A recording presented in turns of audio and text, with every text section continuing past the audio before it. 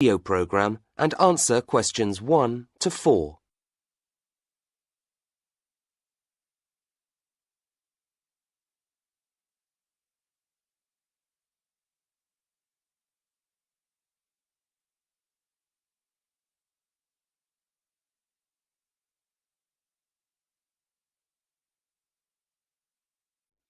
And now, after that old favourite from the Corrs entitled I Never Loved You Anyway, we have Dr. Claire Greenhill to talk to us today about stress in the workplace. Is it getting worse, Dr. Greenhill? I'm not sure whether it's getting worse or just that more people are talking about it. Certainly lots more people are complaining about it. I've just completed a study of 5,000 workers from 20 different countries, and I've taken a multicultural approach to the subject. And what have you found? That broadly speaking, the causes of stress are similar the world over. For example, Ramon from Mexico City says that society measures people by individual success. But he says increasingly work is organized in teams. This means there's a conflict between personal goals and the need to cooperate with one's colleagues. He finds this an acute source of stress, actually. Then there's Kikuko from Osaka, Japan, who says she's under a lot of stress because the company she's worked for 30 years is in difficulties. She says it's because her bosses made a number of bad decisions, but really what worries her most is that she might lose her job. You know, she's in her 50s, and at that age it's not easy to find another one. She says that she also feels overworked, and that's getting her stressed out too. Well, then there's Boris from Odessa in the Ukraine. He puts overwork at the top of his list of stressors. Then there are other factors. Both he and his wife have full-time jobs, so that when they get home, they don't get to relax much either. I guess that's a problem most of us can relate to. We always hear about computers, email and cell phones as things which get people tearing their hair out. Is this true? In many cases, yes. But not as much as you might think. Only 15% of respondents give this as the main cause. Etienne from Quebec, Canada is one, though he also mentions change and the feeling of being a victim of circumstances beyond his control. Other people talk about the amount of work which comes with continual change as being more stressing than new technologies themselves. People feel they lack stability in their working life. But we must remember that in many places it's really lack of new technology that puts people under most pressure. Take Nagwa from Sohag in Egypt, for example. She says that for her the main source of stress was working in noisy, hot, unventilated conditions day in, day out, and with no end in sight. So it seems we can't win either way. Before the radio program continues, look at questions 5 to 10.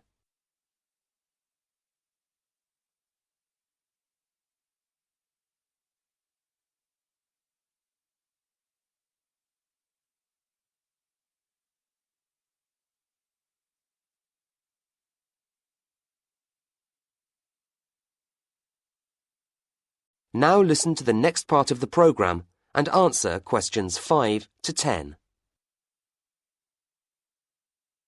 So what can we as individuals do to make things easier for ourselves?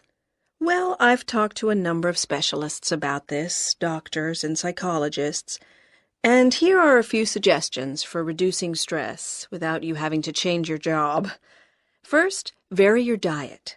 Fish, pasta, vegetables, fruit, and so on. Try not to live off sandwiches and fast food. A balanced diet, in other words. Also, we tend to drink too much coffee. Caffeine, the drug in coffee, gets us more nervous. So if you want to feel less stressed, drink less coffee. It's tough at first, but you'll notice the difference within just a few days. Finally, take regular exercise. It's a great way of relaxing, and of course it makes you more healthy, too. For particular causes of stress, there are various things you can do. If your problem is that you think you've got too much work on your plate, what you probably need to do is manage time better. You have to learn to deal with the things which are really vital. Don't waste time on trivialities. There are courses to help you with this. If you are worried about unemployment, make plans so that if it happens, you are ready for it. Do things like set money aside and update your CV so it's attractive to new employers. As for new technologies, do training courses so that you feel at home with them and so that you don't feel frightened of them. So in the end, the best way to deal with stress is for you to take control of your life and not allow yourself to be a victim of circumstances. Thank you, Dr. Claire Greenhill, on fighting stress. And just when you thought you could relax, here's Dolly Parton working 9 to 5.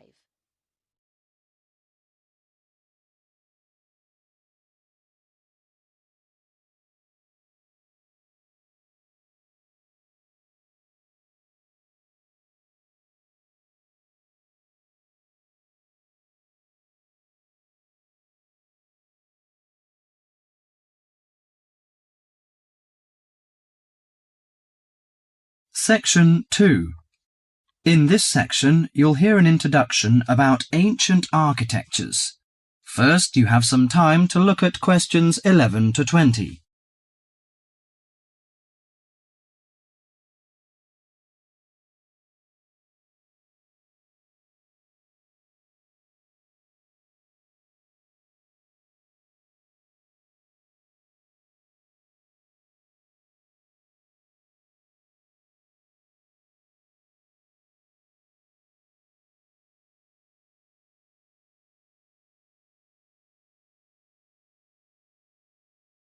Now listen carefully to the tape and answer questions 11 to 20.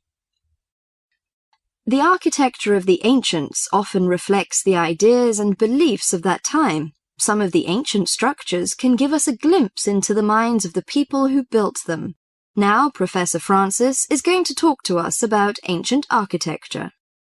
No story is more interesting or impressive than the story of architecture, and in particular the activities of human beings in the art of building.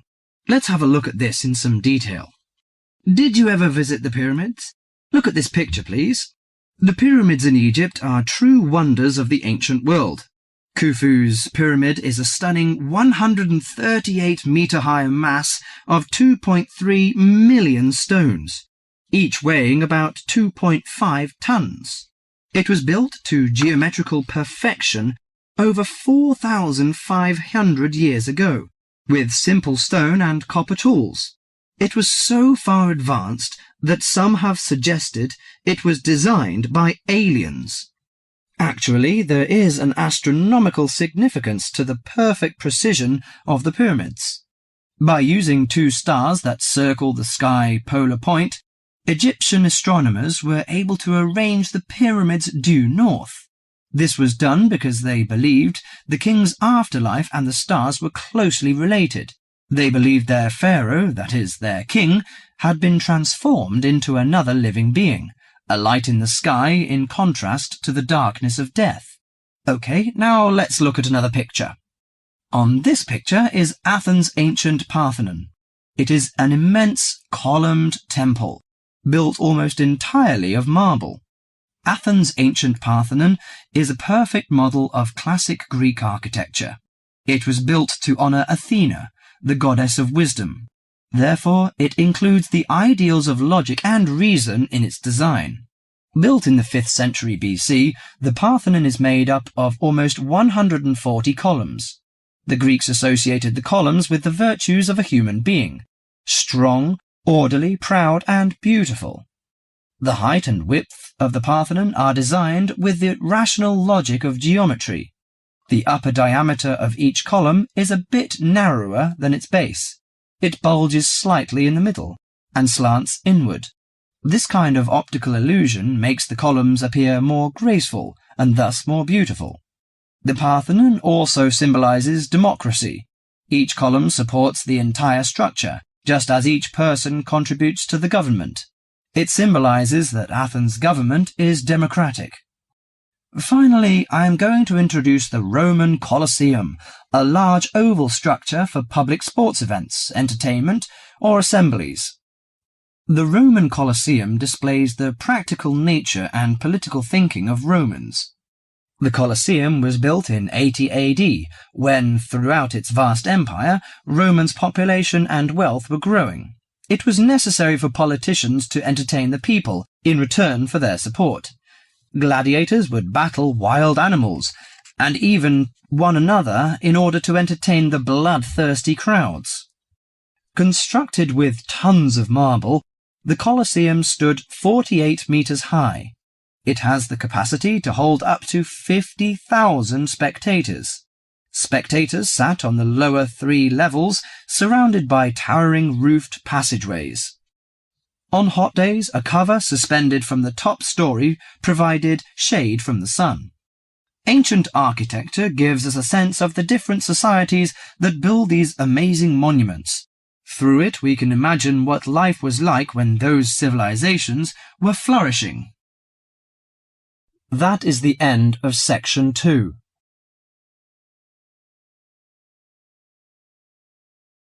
You now have half a minute to check your answers.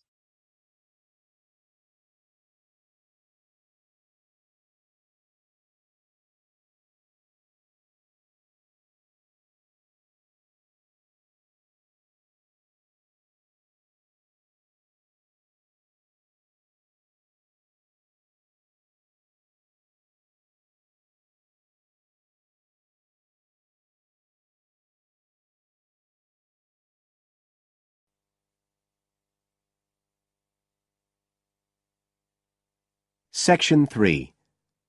You will hear a conversation between a student, Dave, and his tutor about a project that Dave has done about work placements. First, you have some time to look at questions 21 to 25.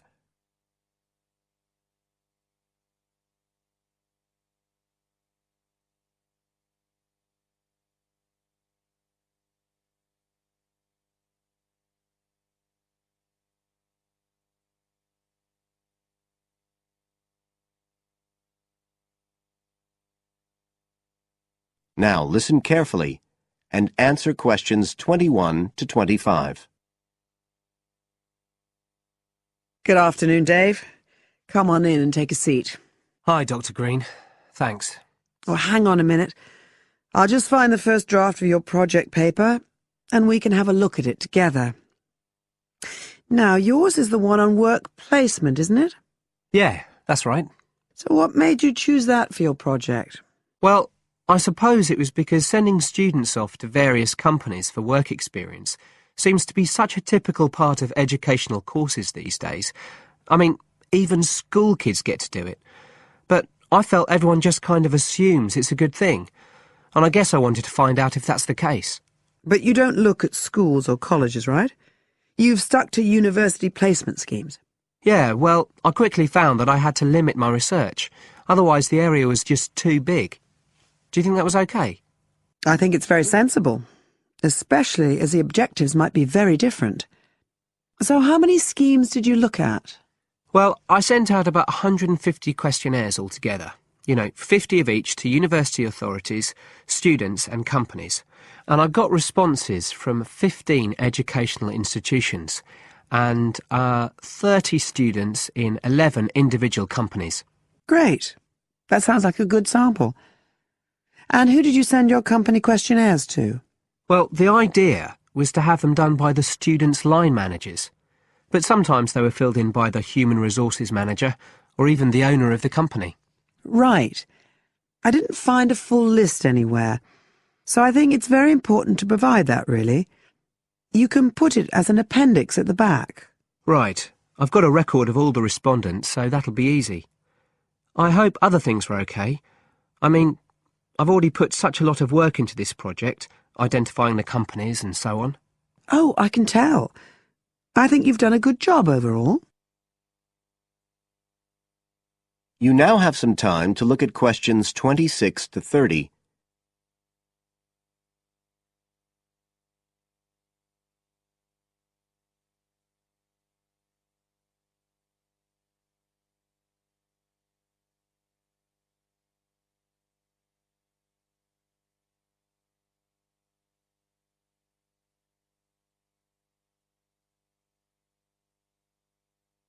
Now listen and answer questions 26 to 30. I thought your questionnaires were excellent, and you'd obviously done lots of background reading. But there were a few problems with the introduction. First of all, I think you need to make some slight changes to the organisation of your information there. At present, it's a bit confused. OK. What did you have in mind? Well, you write quite a bit about work placement in general, but you never explain what you mean by the term. So you think I should give a definition? Exactly. And the introduction is the place to do it. And then, look, you start talking about what's been written on the topic, but it's all a bit mixed up with your own project.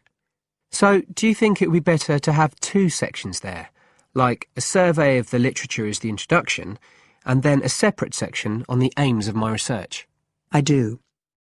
You can include your methods for collecting data in the second section too. It would be much clearer for your reader. You know, establish the background first, then how your work relates to it. It would flow quite nicely then. Yes, I see what you mean. Anyway, moving on. I like the way you've grouped your findings into three main topic areas. Well, it became very obvious from the questionnaires that the preparation stage was really important for the whole scheme to work, so I had to look at that first.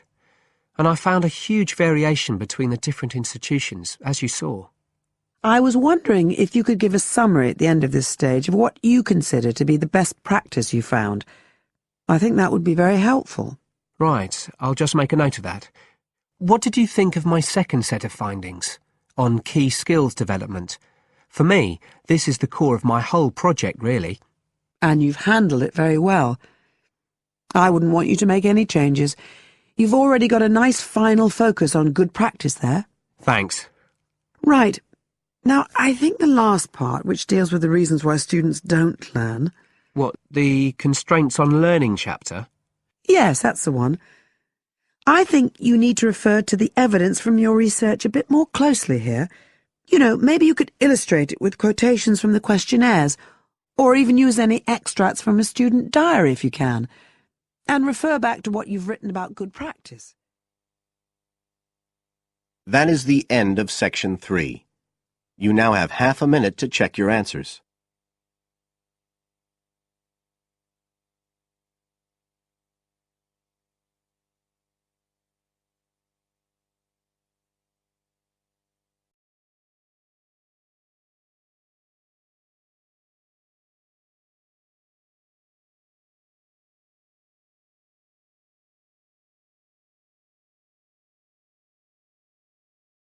Section 4.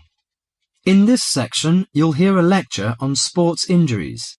First, you have some time to look at questions 31 to 40.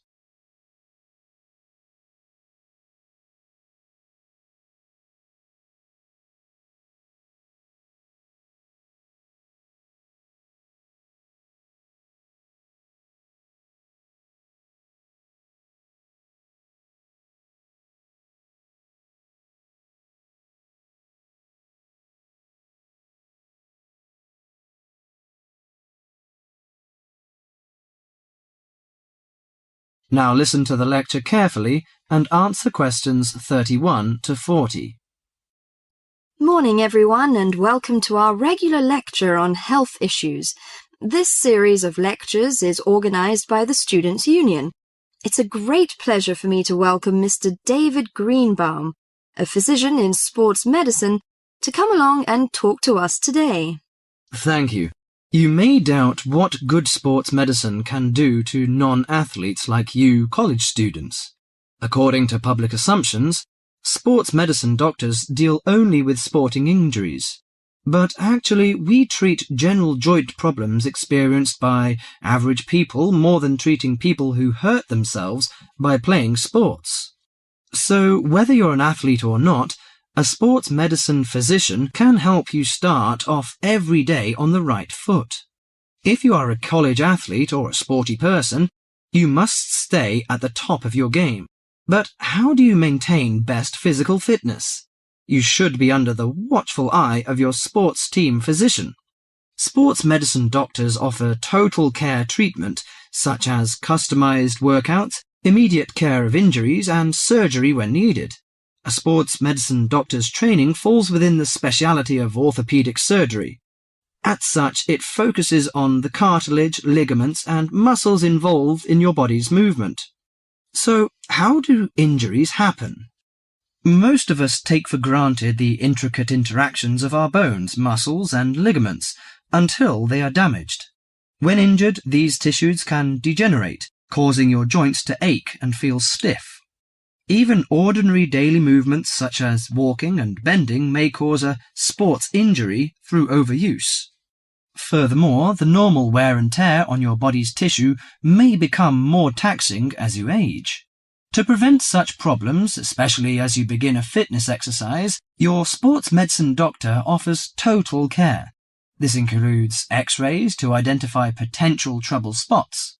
Afterwards, he helps you set an exercise routine that fits your body's present condition. Do you know your joints? Your body's most complex structural feature is its joints.